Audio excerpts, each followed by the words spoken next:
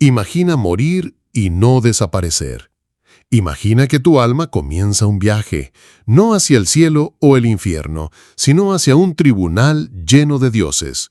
Un lugar donde tu corazón será pesado contra una pluma. Un error y serás devorado por una bestia infernal. Así pensaban los antiguos egipcios. Para ellos, la muerte era solo el comienzo de una travesía peligrosa. Un viaje con pruebas, enemigos invisibles, portales mágicos y conjuros sagrados. No bastaba con morir, había que estar preparado. Y para eso tenían un mapa, el Libro de los Muertos. Pero no era un libro como los nuestros. Era un conjunto de hechizos, himnos y secretos grabados en papiros, sarcófagos e incluso en las paredes de las tumbas. Un manual para navegar el más allá. Una guía para no perderse en la oscuridad. Una herramienta para conquistar la eternidad. Durante siglos se pensó que era solo superstición. Pero hoy, arqueólogos y antropólogos lo estudian como una ventana real a la psicología, la espiritualidad y la cultura de un pueblo que no temía morir, sino olvidar cómo vivir después de la muerte. Hoy vamos a abrir ese libro. Vamos a seguir los pasos del alma egipcia. Vamos a descubrir los rituales, los miedos y las esperanzas de una civilización que convirtió la muerte en arte. Bienvenidos a Piedra de Roseta. Hoy viajamos al otro lado del Nilo. Muchos piensan que el Libro de los Muertos es un texto oscuro, tétrico, lleno de imágenes de muerte y destrucción.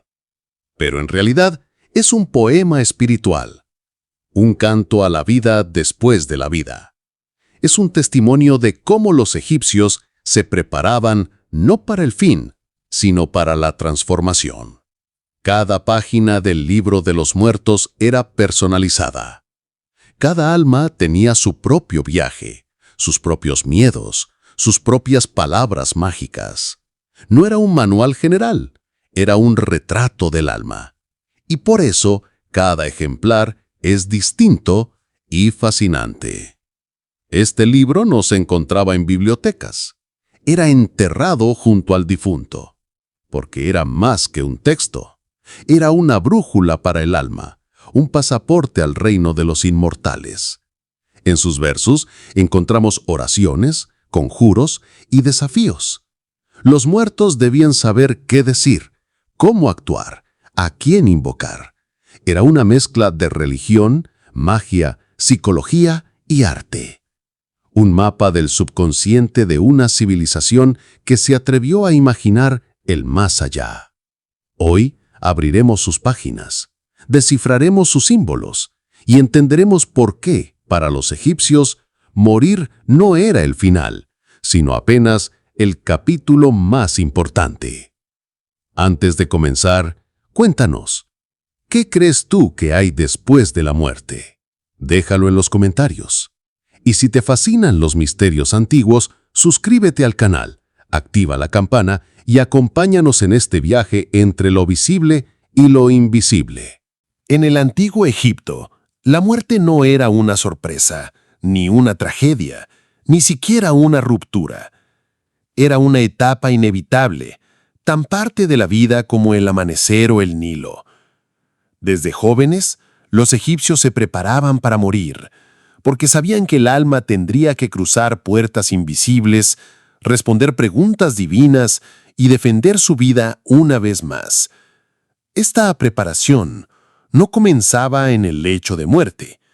Comenzaba en la infancia, en las historias contadas por los ancianos, en los rituales familiares, en los cantos del templo.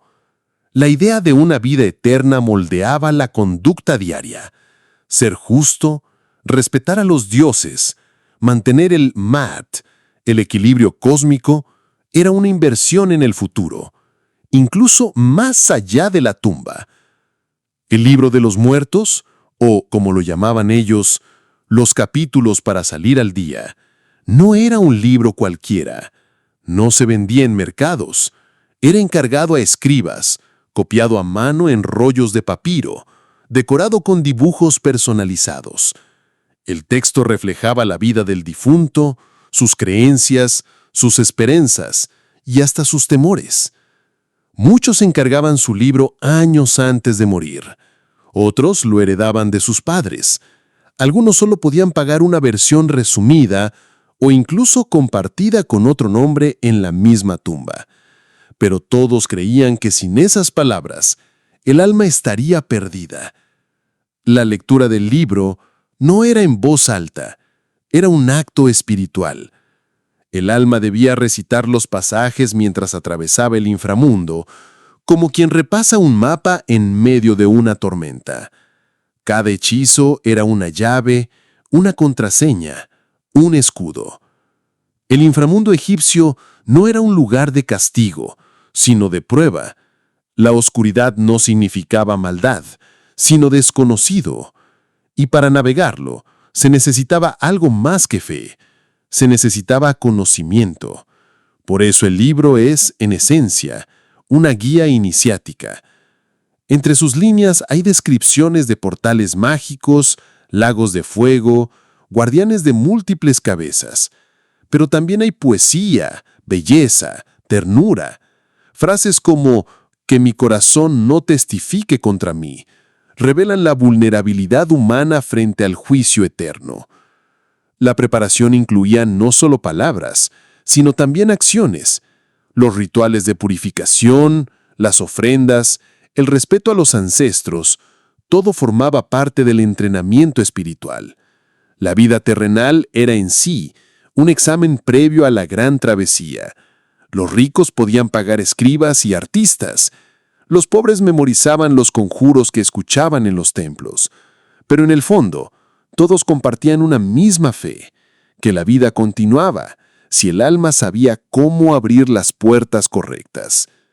Así comenzaba el viaje, mucho antes de que el cuerpo descansara, con palabras escritas en tinta negra y roja, con imágenes de barcas solares y divinidades tutelares, con la esperanza de que el conocimiento fuera más fuerte que el olvido. Cuando un egipcio moría, su cuerpo era embalsamado, su tumba preparada y su alma. Comenzaba el viaje al más allá. Pero no era un trayecto libre ni automático.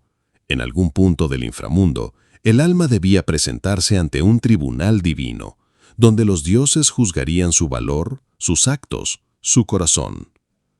El juicio más temido era el de la Sala de las Dos Verdades. Allí, el alma comparecía ante Osiris, el dios de los muertos, y un grupo de 42 jueces divinos. Cada uno representaba un principio ético, una ley del Ma'at, el orden cósmico. El alma debía declarar, una por una, las cosas que no había hecho. No he matado, no he robado, no he mentido a los dioses. Era la confesión negativa, y no bastaba con decirla, había que creerla. Los egipcios sabían que los dioses podían ver más allá de las palabras. El juicio no era solo un acto de fe, sino de transparencia. Pero el momento más temido venía después.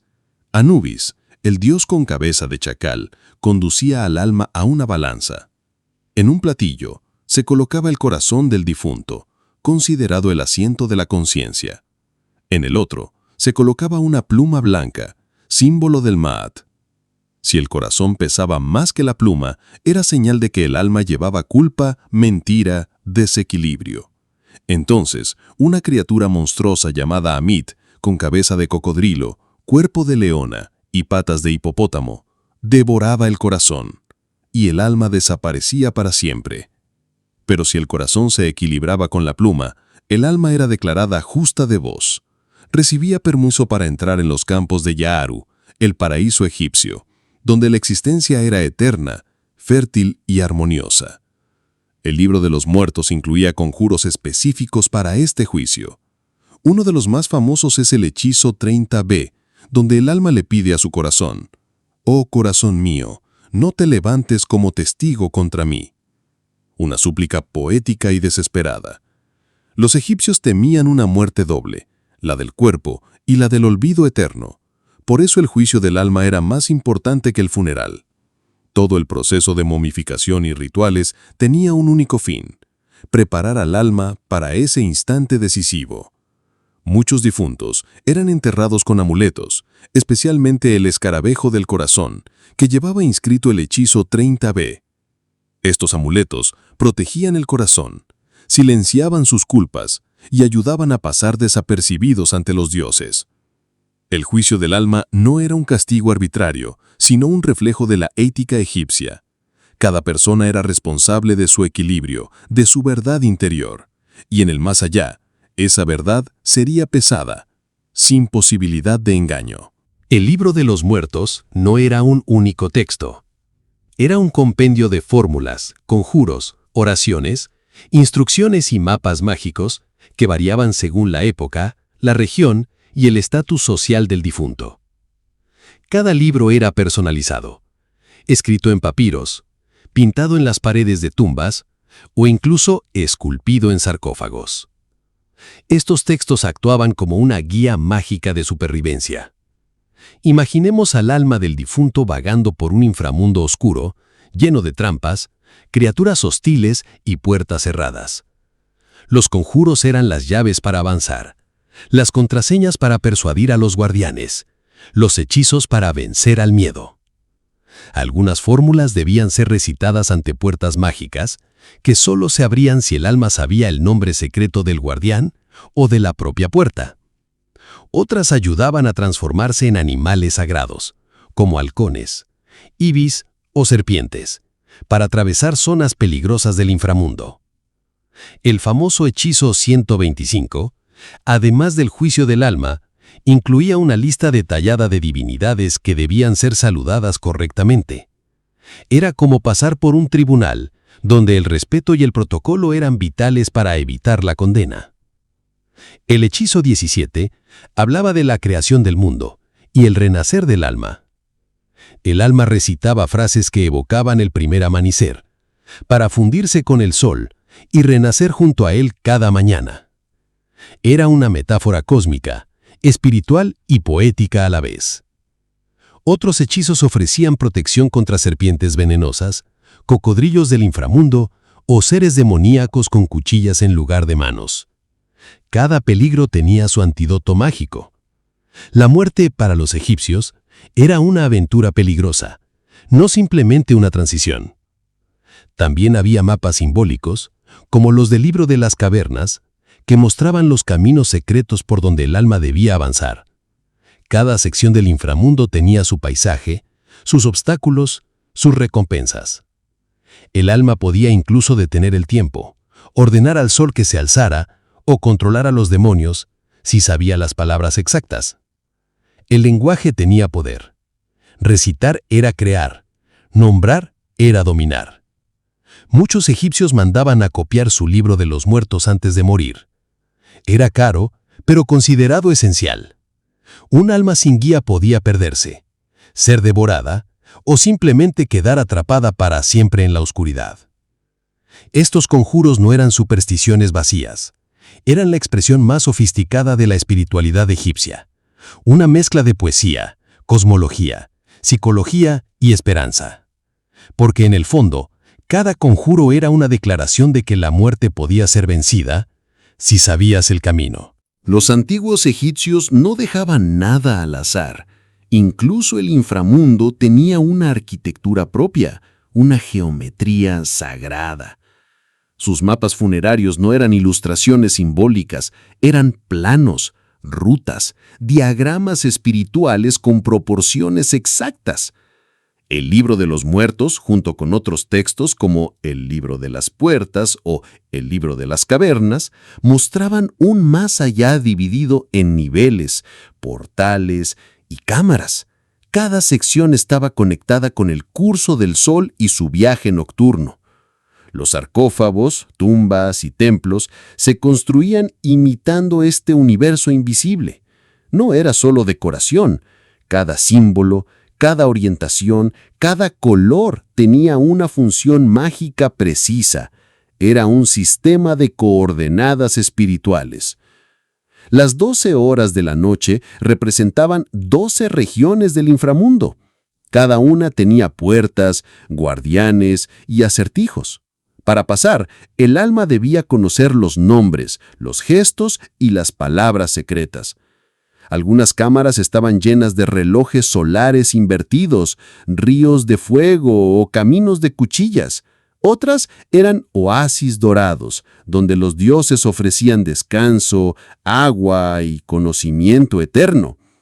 Todo seguía un patrón: la simetría, los ejes solares, las alineaciones cósmicas. Incluso los laberintos funerarios eran construidos como miniaturas del universo. Morir era entrar en una dimensión geométrica. La diosa Maat, símbolo del orden cósmico, presidía este equilibrio. Su pluma no solo pesaba el corazón, también equilibraba el espacio y el tiempo del más allá. Sin ella, el caos reinaría. Las estrellas, los ciclos lunares y las posiciones de las constelaciones guiaban la estructura de estos textos. La astronomía egipcia no era solo observación, era navegación espiritual. Cada símbolo jeroglífico era también un número, una dirección, un movimiento. Los egipcios escribían fórmulas mágicas con la precisión de un ingeniero. Era un idioma que construía realidades, no solo que las describía. En este universo del más allá, todo estaba medido, alineado y protegido. No se trataba de miedo, sino de preparación. Quien entendía esta geometría sagrada no solo cruzaba el inframundo, lo habitaba con sabiduría. Cuando un egipcio moría, no bastaba con haber vivido bien. Lo esencial comenzaba tras el último aliento, una travesía peligrosa y sagrada, llena de desafíos mágicos y juicios divinos. Para superarla, se necesitaba algo más que fe, se necesitaba conocimiento. El libro de los muertos no era solo una guía, era un conjuro viviente que acompañaba al difunto. Sus fórmulas, recitadas por sacerdotes o grabadas en papiros, abrían puertas, silenciaban monstruos y revelaban nombres secretos. Uno de los más poderosos era el hechizo 125, el juicio ante Osiris. El corazón del difunto se pesaba frente a la pluma de Maat. Debía declarar su inocencia con 42 negaciones. No he matado, no he robado, no he mentido. Si el corazón pesaba más que la pluma, una criatura aterradora, Amit, la devoradora, lo consumiría. El alma no iría al infierno, simplemente dejaría de existir. Era la aniquilación eterna, el mayor de los temores. Pero si el alma era justa, Osiris la aceptaba. Anubis la guiaba a través del Nilo celestial y Tot escribía su destino en los registros divinos. El difunto se convertía en un Aj, un ser luminoso, inmortal entre las estrellas. Los textos también incluían hechizos para transformarse, en halcón, en flor de loto, en serpiente o en luz. Así el alma podía navegar por cualquier reino y hablar con cualquier dios. El hechizo 30 pedía al corazón: no te levantes contra mí en el juicio, no seas mi enemigo frente a los dioses. Era una súplica íntima, el último diálogo entre el alma y su propia conciencia. En ocasiones los hechizos se grababan en escarabajos, se escondían en vendas o se susurraban al oído del muerto. Cada familia tenía sus variantes, sus secretos, sus fórmulas heredadas. Era una tradición oral y escrita, transmitida con amor y temor. Aún hoy, muchos de estos textos siguen sin traducirse por completo. Algunos contienen palabras mágicas únicas, sin paralelo lingüístico. ¿Eran claves, vibraciones sagradas o recuerdos de un idioma perdido? Así terminaba el viaje del alma, no con lágrimas, sino con fórmulas. El verdadero poder no estaba en las armas ni en los templos, sino en las palabras, porque para los egipcios la eternidad no se conquistaba, se pronunciaba. En un mundo donde todo cambia, donde las culturas se desvanecen y los imperios caen, los egipcios nos dejaron algo que trasciende el tiempo. La palabra. No una palabra cualquiera, sino aquella que podía abrir puertas en el más allá, detener monstruos e incluso convencer a los dioses. El libro de los muertos no era un libro de miedo, era un libro de esperanza, porque ellos creían que la muerte no era el final, sino un viaje. Y para atravesarlo no se necesitaban ejércitos ni riquezas, sino sabiduría, memoria y verdad. Hoy, al leer sus textos milenarios, quizá no buscamos la vida eterna, pero sí buscamos algo igual de valioso, el sentido de nuestra existencia. Si esta historia te hizo pensar, si alguna vez te preguntaste qué hay más allá del silencio, estás en el lugar correcto. Este canal es para los que creen que el pasado aún tiene mucho por decir. Suscríbete, comenta desde qué país nos ves y acompáñanos en el próximo enigma de la historia.